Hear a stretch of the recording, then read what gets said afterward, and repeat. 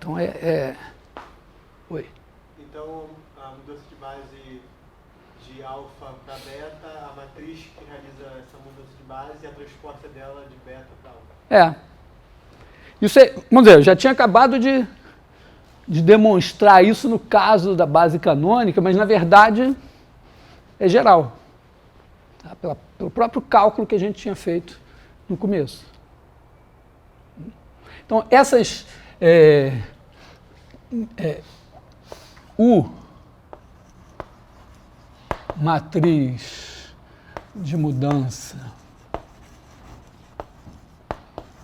de base de alfa para beta, e aí são permutáveis, é dita matriz ortogonal.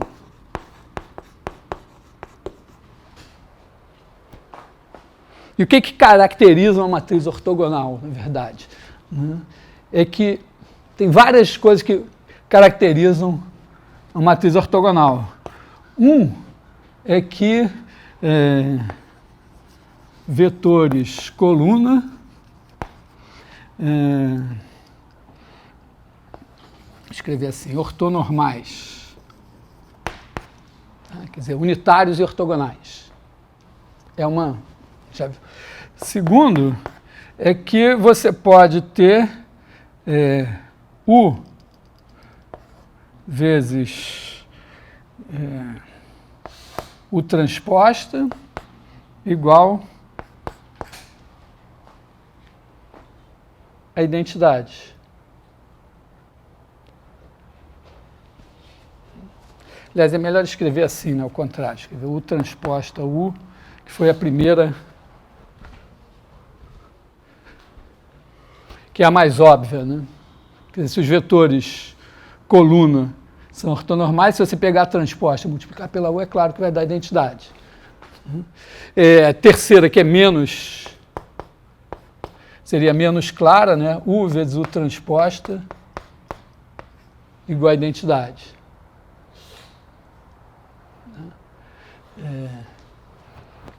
Então, aqui o que eu estou enunciando é o seguinte, a proposição U matriz N por N são equivalentes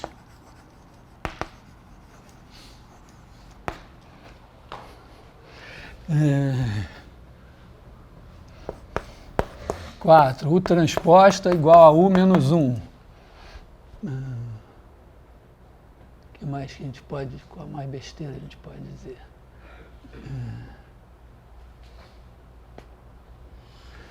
Vamos escrever assim, U é matriz, já que eu dei essa definição de matriz ortogonal, né?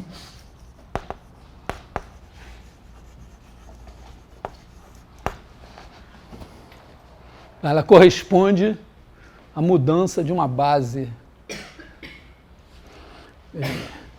Basicamente, pensando agora nós estamos em RN, né, corresponde a uma mudança de base, uma base ortonormal para base canônica. No caso. Dizer que o U transposta U é igual a identidade, ou U transposta igual a identidade não fica implícito já um quarto? O transporte Sim, mas é porque você pode, dependendo da situação, você preferir chamar atenção. O transposto é U menos 1, isso significa ser ortogonal.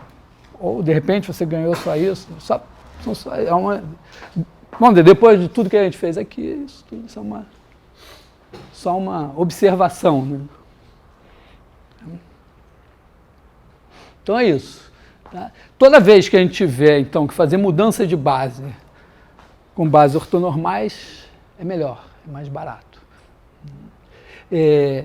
Curiosamente, eu acho, assim, a primeira mudança de bases, assim, não é exatamente mudança de base, a primeira vez que isso apareceu de uma maneira clara e espetacular foi em dimensão infinita com o trabalho de Fourier. Já falei, né, que o produto escalar, acho que a primeira aparição bombástica do produto escalar foi no estudo de propagação de calor, e essencialmente você tem um espaço de dimensão infinita com produto interno, e aí aparece lá uma base de infinitos vetores, de alguma maneira. E boa parte do que se faz hoje ainda em digitalização é inspirado nisso. Você trabalha com... Você transpõe para a dimensão finita as coisas que vinham de dimensão infinita. Acho que eu vou botar um probleminha sobre isso. Eu já fiz o teste, né? Faz mal, eu guardo para a prova. Bom, isso.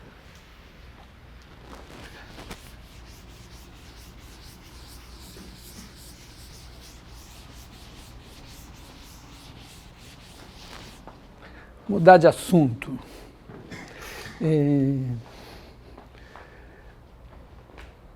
Uma questão que a gente tinha que abordar é a seguinte: quando você tem uma transformação linear que é injetiva, bom, se ela não for sobrejetiva é que está sobrando espaço lá do outro lado, mas essencialmente ela vai ser uma bijeção sobre a sua imagem e vai ter aquela ideia do quadriculado.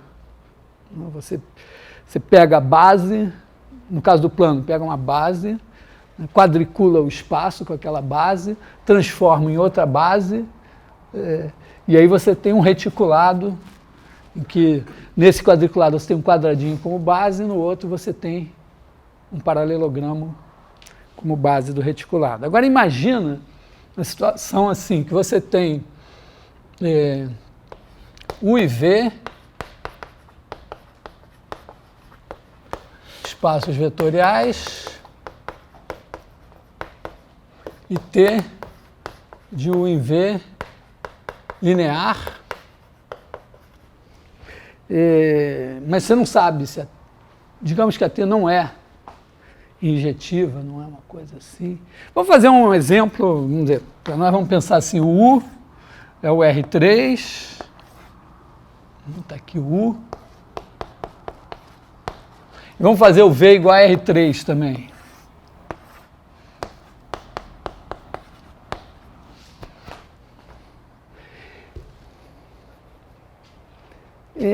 Bom, a ideia é o quê? Se ela não fosse objetiva é porque os caras colapsaram. Primeira observação é a seguinte, né?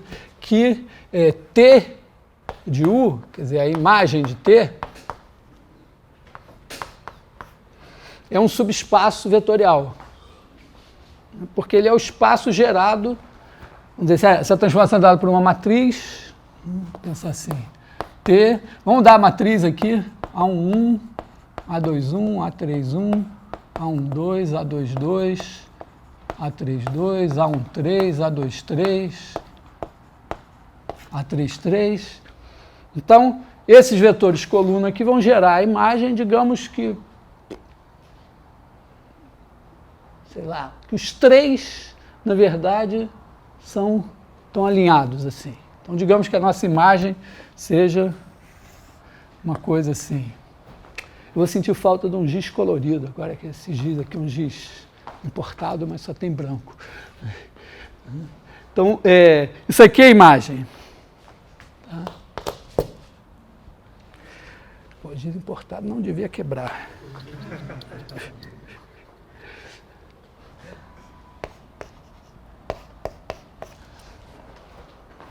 Isso aqui é a imagem de T. Tem um outro espaço aqui, que é um espaço interessante, também um subespaço, que é o seguinte, é o conjunto dos U pertencentes a U, tais que T de U igual a zero. Esse cara daqui é o chamado núcleo de T. Observa que ele é um subespaço também, porque zero está nele. Se você tiver dois caras que são levados em zero, a soma é levada em zero, o produto de qualquer um por escalar é levado em zero. Então, esse cara aqui é um subespaço.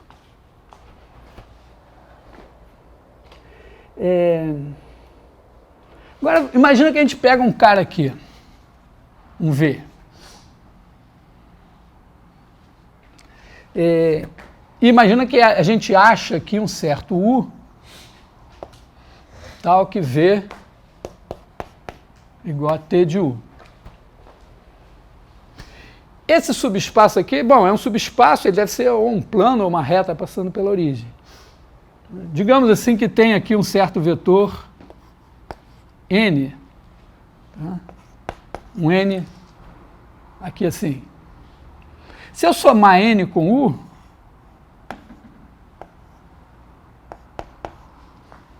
deixar esse pontinho aqui, qual é a imagem desse cara? Transformação linear, né? Então, T de N mais U é T de N mais T de U, N vai em zero, então também vai parar aqui.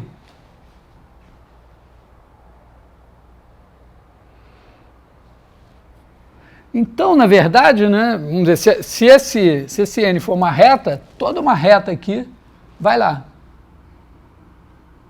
Se for um plano, todo um plano aqui vai lá no mesmo cara. Agora, vou fazer uma observação assim, se esse espaço aqui, gordão tridimensional, foi apertado para virar uma reta, o razoável é o quê? Que eu pego planos, né, e comprimido, né, que é razoável, né, que eu tenha fatiado esse espaço aqui em planos e que cada plano tenha exprimido para virar um ponto aqui.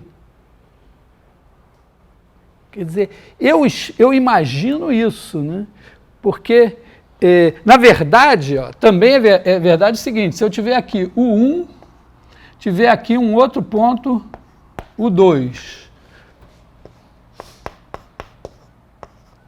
se os dois foram levados em V, a diferença entre eles aqui, né, o 2 menos o 1, T de U2 menos o 1 é T de U2 menos T de U1, que é V menos V, que é zero. Então, o 2 menos o 1 está no núcleo. Quer dizer, na verdade, não só se eu tenho esse cara somando qualquer cara do núcleo nele, eu vou no mesmo lugar, mas todos os caras que vão no mesmo lugar que esse daqui diferem dele por um elemento do núcleo. Então, é o fatiamento que eu estou falando. Então, a minha conjectura aqui é a seguinte, que como eu estou aqui em dimensão 3, se esse cara de dimensão 3 vira uma coisa de dimensão 1, ele perdeu 2 dimensões. Então, o núcleo deve ter dimensão 2.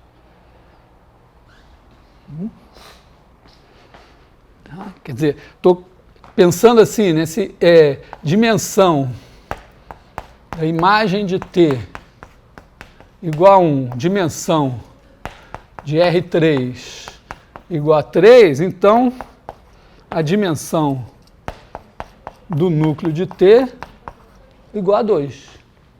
Deve ser.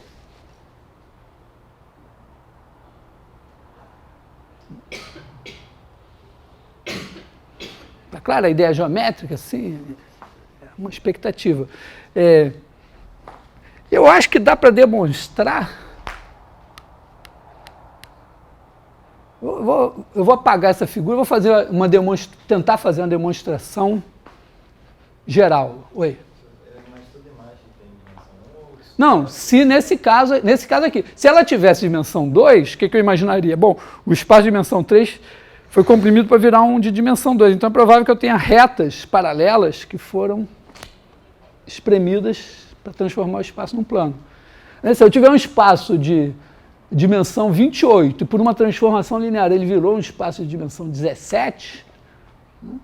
Então o núcleo deve ter dimensão 11. Essa é a ideia, né?